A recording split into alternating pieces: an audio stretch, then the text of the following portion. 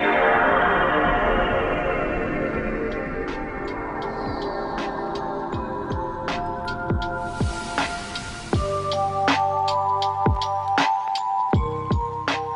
and welcome to GlitchCube, we're a gaming podcast, and each week we take a deeper look into the art of video games. As always, I'm Christian. And I'm Chris. And welcome back, everybody. Thank you so much for joining us once again as we dive further into the world of games.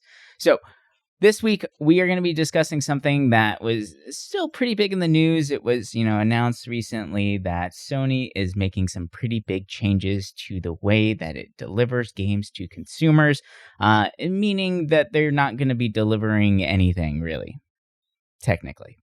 They're just going to have a bunch of stuff on server banks to just say that you have access to it, probably temporarily, with the way that things are going to. There's a lot to really dive into this as far as what true ownership really means. What are we actually paying for?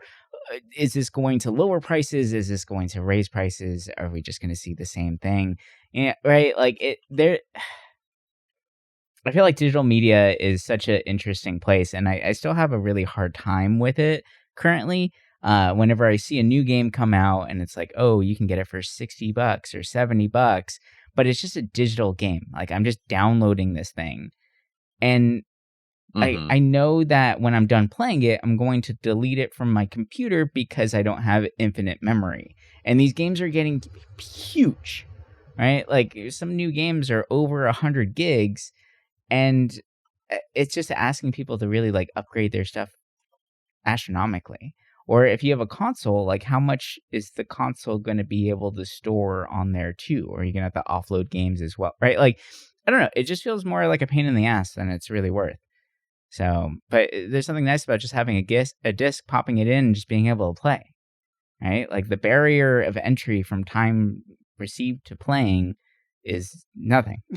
Whereas whenever you do digital stuff, it's like, okay, well, I'll be back in a couple hours, right? I don't know. And then there's the whole idea of conservation that gets thrown into the mix as well. That's a whole nother thing to discuss. But yeah, let's chat about this for a little bit, because this is a pretty big deal to gamers, and a lot of people are pissed, understandably. And some people are not, which, the people that are not are the bigger companies. But anyway, yeah. Let's dive in. What are your initial thoughts on this? Because this is a heavy topic. Well, I mostly get physical just because, one, it's nice to look on a shelf, but two, I always like the idea that, if something goes wrong, I can always sell my games and I can get some money back, right? A lot of people who are pro-digital will be like, oh, you probably don't get a lot of your money back. It's might as well just get digital. And that's true for some things. If you're on Nintendo, you can usually sell most of your games for half the money you paid for it, which is decent. But it's better than nothing. Besides that, exactly, that's how I look at it. And, I know a lot of people are like, oh, well, at least, the game's on the disc. And, a lot of modern games aren't. So there is that problem. You have to look and see if they are. And for the big games, it's kind of hard nowadays to make sure. But I'm always going to having it physically, right? Because I'm paying for something. It's kind of nice to be able to see, oh, I'm paying $70 for this object, right? Whereas I'm spending $70 on a digital good. It's sure, you're getting hours and hours and hours of game to play, but it just feels kind of weird when it's, I don't know, not something you can see. Right. But I always think back about how Sony tried this before with the PlayStation or the PSP Go, right? Little almost flip phone looking sidekick, little handheld. I forgot about that. And that was thing. digital only. That died quickly. And it flopped. Yeah, it flopped because back then people were like, huh? I can't even imagine going on a digital store on such a small screen back when, those things were unintuitive compared to what we have now. But I think that game companies were always going to head this way, right? They always were trying to get to a digital only, especially after the pandemic. I thought it was going to happen back then. Yeah. And, somehow it's survived all this time. Well, You they look at raised the like the prices. Xbox and That's the big change that we saw. We didn't go discless. We just made true. everything more expensive. And, I think if Sony really want I mean, they're not going to reverse this with the discs, right? They already turned the factory into making micro lenses. So they're not going to go back to making Blu-rays. Mm-hmm. But I think if they at least wanted to salvage some things with people, it would be, okay, we're going to lower the price of the games. Yeah. Is that a good compromise? In my opinion, no. But it would at least make sense, right? Because look at Nintendo. You can get a game digitally for $50, but if you want it physically, you can get it for $60. And, I understand that. Does it suck to pay an extra $10? Yes. But if it means I get it physically, then sure, I don't mind. I get it because I can always sell it and, make some money back. Mm-hmm. So would Sony do that? No. Obviously, they're not going to keep making discs and do that. But they could at least make their games cheaper if they're going to do that. But, they won't because they've already seen people willing to spend a ton of money. And it's a bummer because, I don't know, I feel like my ecosystem of like where I play games have lately been on the PlayStation because I like the trophy system better than achievements, and it's just kind of a nice UI. And so for consoles, that was kind of my go-to. And, second after that would be the Switch, which I've grown to really like a lot. I don't know. I feel like there were years where I didn't really touch my Switch all that much, and now it's like still kind of daily that I play it. But it's a bummer that Sony's doing this, but I could kind of see them doing it a few years ago, right? When they had threatened to close the PlayStation 3 store years ago, I was like, uh-oh, it's going to happen. And now, I mean, them closing those two storefronts while also announcing this is kind of insane that they did that. Yeah. I do think that they're doing this because they're trying to get this out of the way before the PlayStation 6 comes out. That way, like, all this, like, madness is gone by then. So I think this is, like, damage control before a PlayStation 6 release. Yeah, it is interesting that they gave us a 2-year, like, heads up. Like, I think that really shows you that, hey, like, the PlayStation 6 will be out in 2028. Like, that is when the new console is going to be coming out. That's when things are going to drop, but that's also when things are going to be changing, right? Like, it's the end of one era and moving on to the next one. But I don't know. It feels like it's just 2 years of anger and frustration that is not going to go away. Like, gaming communities they hold grudges, unfortunately. And they can be pretty spiteful. So I'm very curious to see how other companies are going to be reacting to this. Or do you think like Xbox and Nintendo are like, hell yeah, like, let's get this ball rolling. Thank God they took the bullet, right? Like, I don't think Nintendo is going to be following suit anytime soon. I mean, the Switch 2 just came out, so it's like, I feel like they're kind of obligated still to have cartridges, but I could see Nintendo keeping it because that's just them. Nintendo's always trying to be different and unique, and I could see them keeping it. Xbox has been wanting to do this for years, since the Xbox One. Though the thing that's different with the Xbox One back then was, remember, they were trying to make it where games had a serial to them. So you could install the game and then it's yours, and then so on and so forth. And now they're trying to do that again, right? Like, that's their response to this, kind of. I think it was announced a little bit before, but basically they were saying, oh, you can when you have a disc, you can rip it digitally and then it's yours, and then because it's tied to a serial this time. Yeah, and when you sell it, then you're not going to have it digitally anymore either.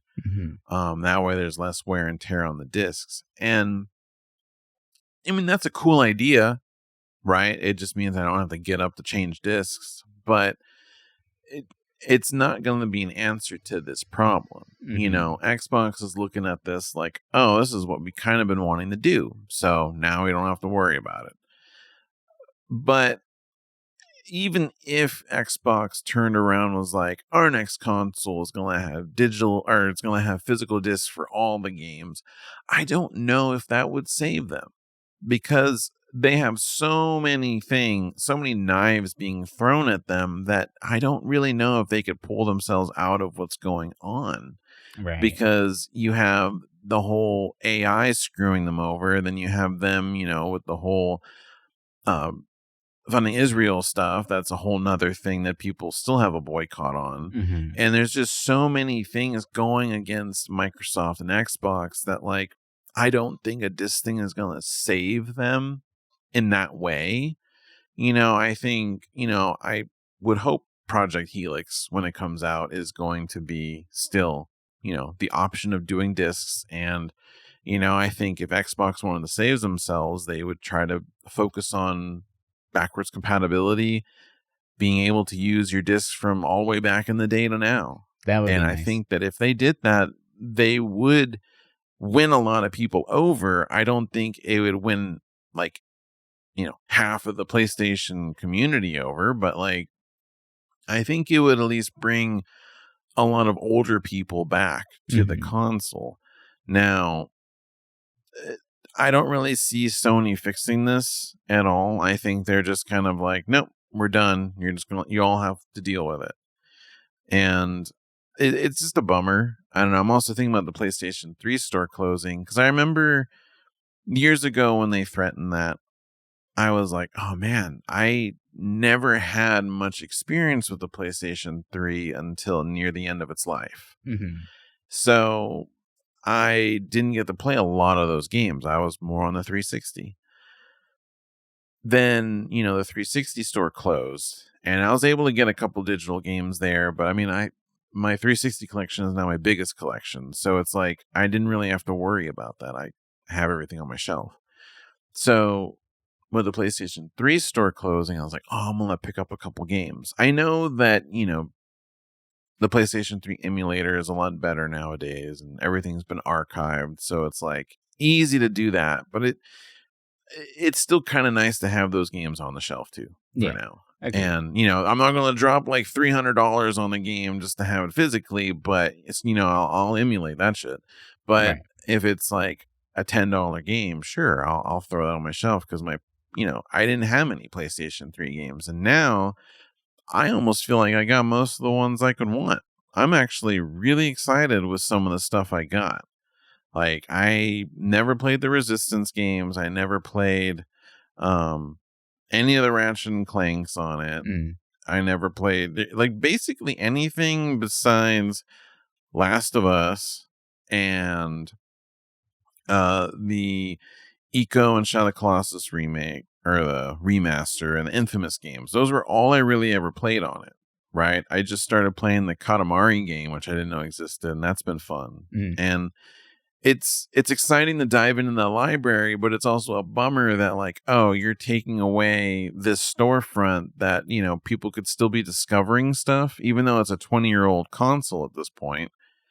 Like, I don't know. They can't be taking up that much server space to do this. Like, look at Nintendo. They still have the Wii store open, so you can at least download stuff you bought back in the day. Yeah, you can't buy anything, but you can still download your stuff, which is crazy to me. I mean, that kind of speaks onto, like, conservation, which is another big issue with this as well.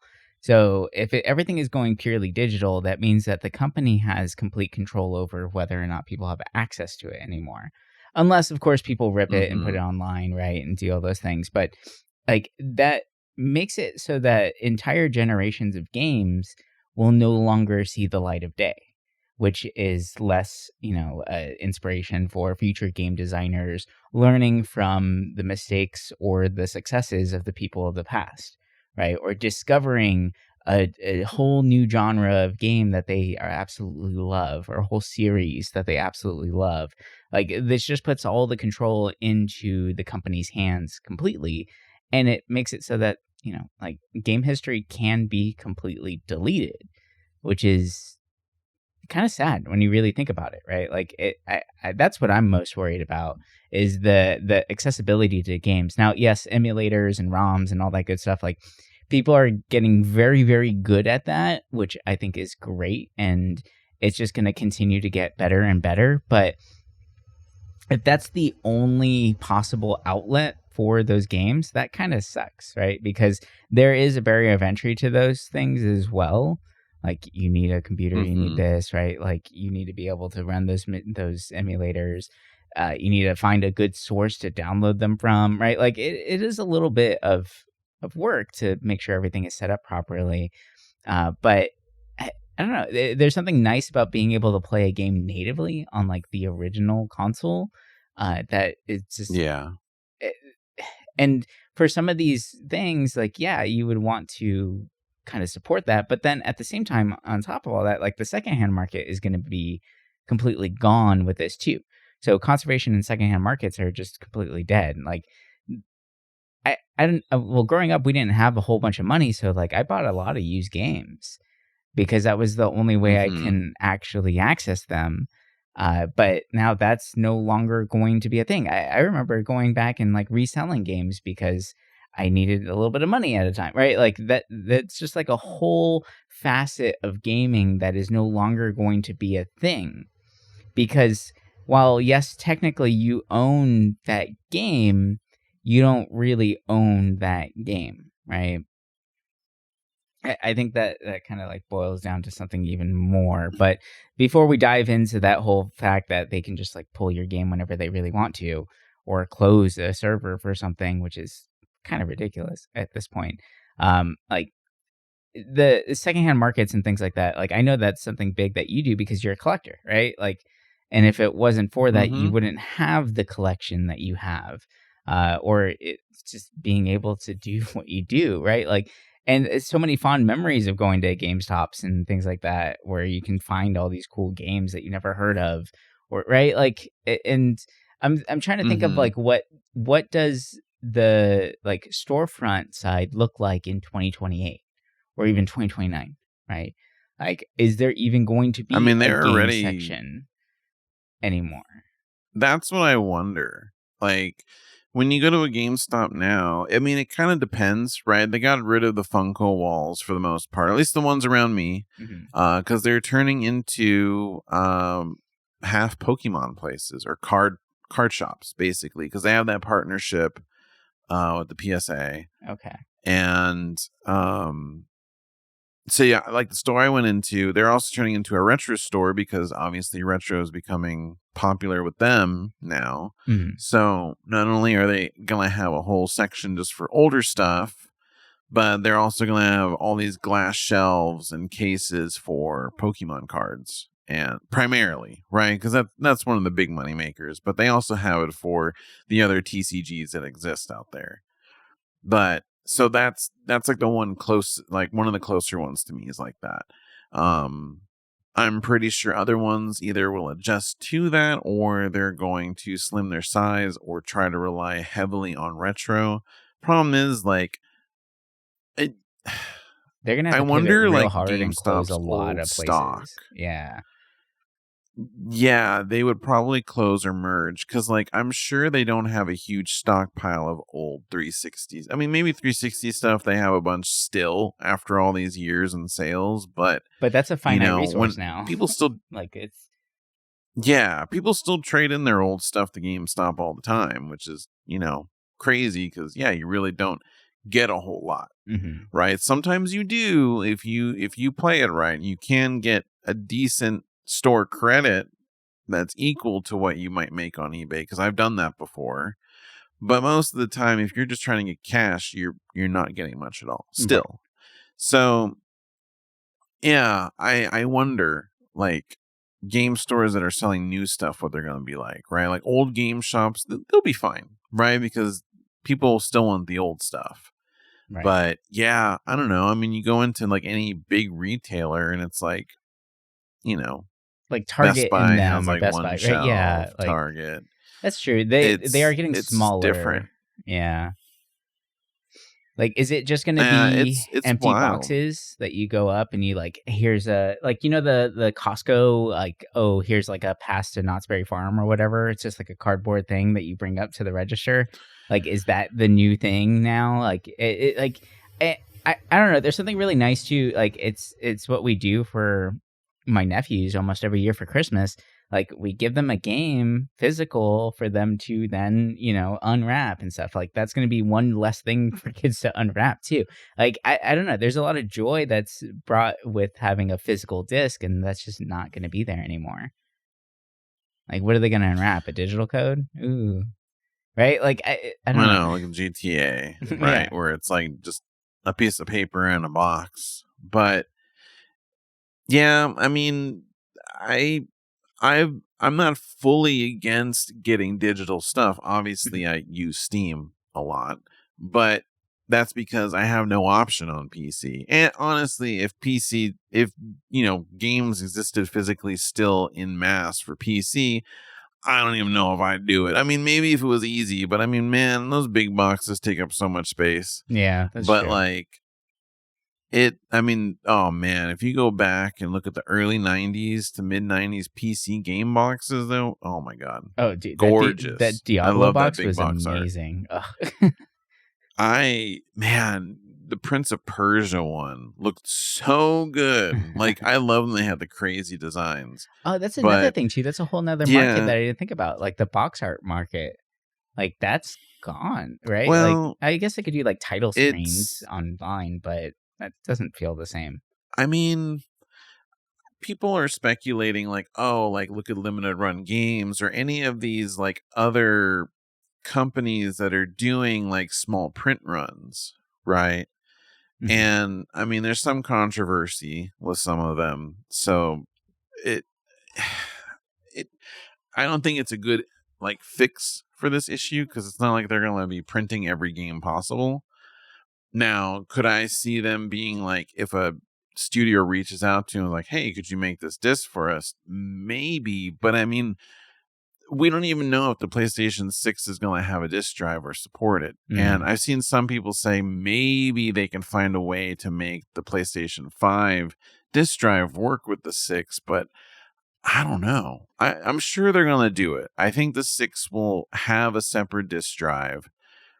And then, one day when the PlayStation 7 comes out, it probably won't. Right? Because they need to still transition people over to a digital thing unless they somehow made it like where Xbox is talking about, where you have your discs and you can turn them digital kind of thing. But I don't see that happening. And I don't think Sony wants to burn over everybody, even though they've been kind of like really missing the mark the past few years. And something I was thinking about the other day was back when the Helldivers 2 problem came about on PC, they wanted everyone to have a Plus account, and it excluded like hundreds of countries. And I know it's easy to say, who cares? But I mean, these are people in other countries who should be able to experience, everything else, just like we all do. And it's kind of like, I don't know, a bummer that they do this. And I guess recently they did this with the Marvel Tokon, which is that new the fighting game. With Marvel characters. And I guess they're unable to purchase in 132 countries because they can't make a PlayStation Network account. Oh, that's lame. And what about I guess for Helldivers 2 it was 177. Like the rural areas that don't have good internet, right? Like they aren't going to have solid access to these digital games either. Like sometimes that like the solid disc is the answer. Exactly. Like that's a big problem too. And it kind of blows my mind that they're doing that with all those countries. And That's crazy. you 170 look at countries like not having access to this game. I like, well, why though? Right? Like, what Sony have some of against them, them? it's like, I mean, some of it are countries like, North Korea and stuff like that, but a lot of them are like smaller. I kind of read over the list and it's a lot more of the smaller countries in the world, but it's like, I don't know. I'm genuinely curious why it's not allowed in some of them. Maybe like their currency doesn't fully transfer to the dollar easy enough or something like that, but it's weird, and they're becoming very weird about their PlayStation Network accounts, right? You look at the new Halo coming out, and in order to play with another account on it, they need a PlayStation account. Even if from what I was reading, even like if it's couch co-op, right? So they sign into a profile. It's no more like guest character Oh, kind of they have thing, to from my actually sign understanding. into a legit Xbox account. Even that's No, well, it's a or a PlayStation account. PlayStation account. Yeah, that's messed up. And you need a Microsoft account too, I think. I think that's optional for the Microsoft account. But yeah, it's weird. It's all because they want data, right? They want to get data on everybody, and that's why they do it, right? They want to be able to track people and see if this stuff works. And I know there's other countries out there that are trying to, I think take Sony to court over this, right? Like I know, oh man, there was somewhere I think in Europe doing it. I know Brazil is doing it, which it's kind of funny. Well, like the That gaming Brazil would do community that, in Brazil is knowing, huge, but it's in like the second yeah, hand, right? Like, well, the PlayStation 2 was like their magic box, basically, right? Like many people played older consoles on the PlayStation 2 there because emulators were easy to throw on there, right? Many people were playing Super Nintendo games on there. And it's because the PlayStation 2 came out 9 years after there, right? So 2009, they just get it, and the games were so expensive that they learned how to, mod it and get everything on there for, easy factor.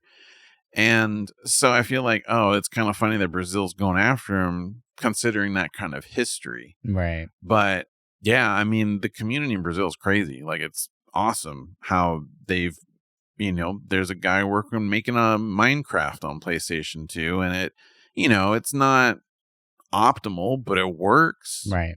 It's kind of cool seeing this like super foggy Minecraft working on a PS2. But yeah, I don't know. You can say like, oh, maybe some people could take him to court for this, but I don't really see this being overturned. No. I don't think there's going to be a change. I don't think we're going to see Sony change their mind, right?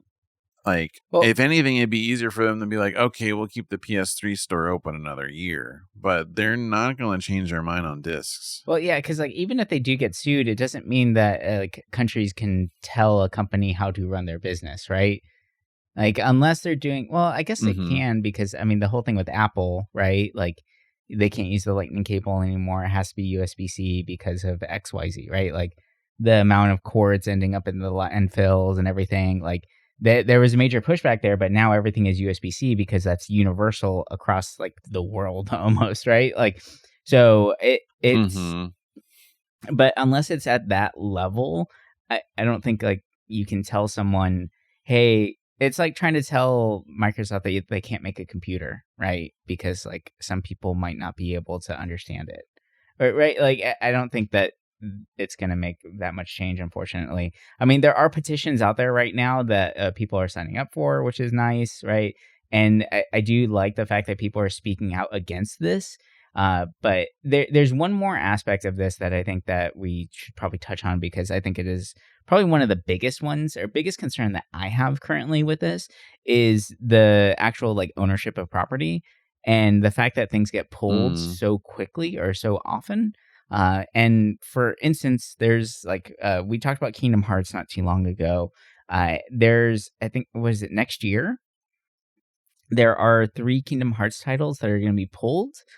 even if you own them, right? And they're like Yeah, it's the cloud ones. Yeah, the cloud ones, but they're right? like $50 games each, and they're gonna get pulled, right? And this is something that we've seen a lot in like the mobile market, where game servers just kind of stop, and now you can no longer access that game. But with like the mobile market, it's like, yeah, this is $5, $10 game, whatever, and it's the phone. So I feel like the pushback wasn't that big from there. But can you imagine a game like, I don't know, like Baldur's Gate 3, for instance? I don't think it's going to happen, but on that scale. And then maybe in like 6 years, they're like, hey, we're closing servers with Baldur's Gate 3. And now all of a sudden that game is just completely gone, right? Or like, what was the original Halo multiplayer servers? Didn't someone stay online for like 24 hours or something like that? But they were just there to try and keep the servers alive as long as possible, like. But like we see it with them closing different store marketplaces already. Like they will not hesitate to remove access to these things.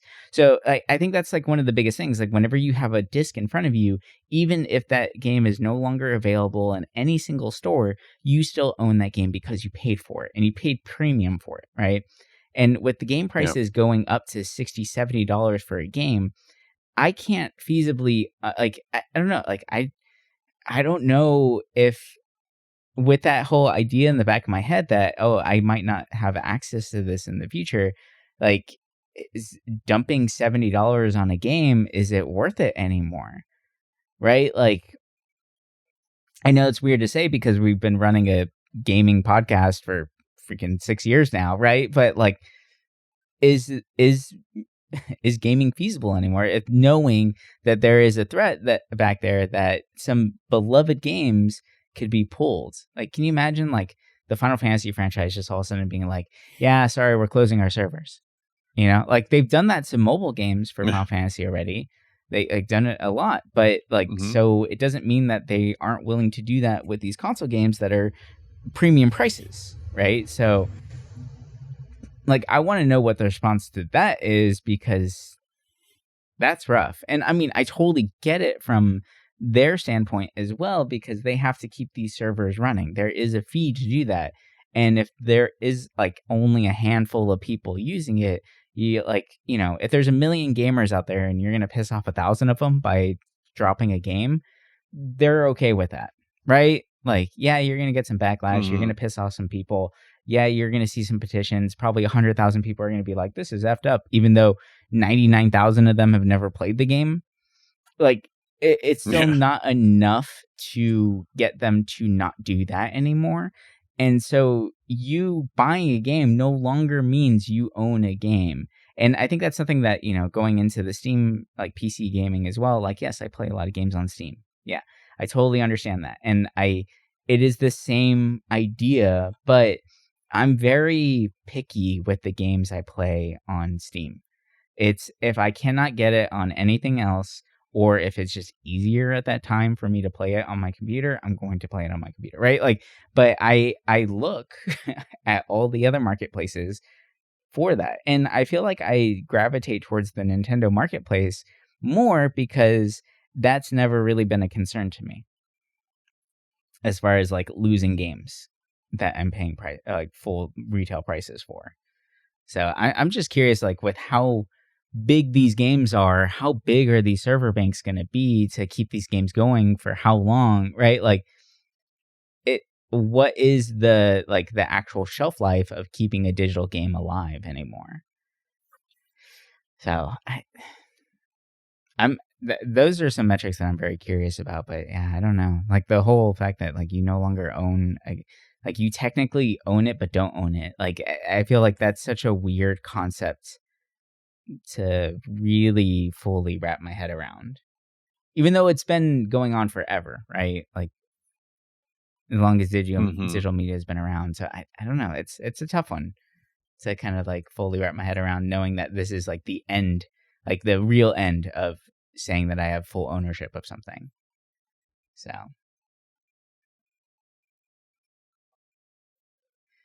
yeah, it's a lot to think about. But anyway, I know it's kind of like It's a difficult topic, but it's something that's really important to discuss right now as far as gaming goes. And if you are interested in signing petitions, they have petitions out there. Go ahead and check them out. Sony's been very quiet about this, but when you look at the numbers that they're looking at from a business standpoint, you can't really deny their reasoning, right? They were saying that recently sales on games, it boiled down to about like 20% of games were actually physical. So 80% of their market is digital currently. And as gamers, we voted with our money and how we buy things, right? Like we want convenience, we want it fast. So we kind of did this to ourselves in a way. Like it's, it's sad to say, but it is true. Yeah, but I'm curious to see what happens in 2028, see where it all boils down to, see what this new console looks like, if there's a disc drive or if there's like this accessory attachment you can plug in so that you can use discs. We'll see how they ease us into this transition, or if they just cut the cord and see what happens. But yeah, but anyway, we'll talk to you guys next week with some more games and all that good stuff, right? But until then, bye for now.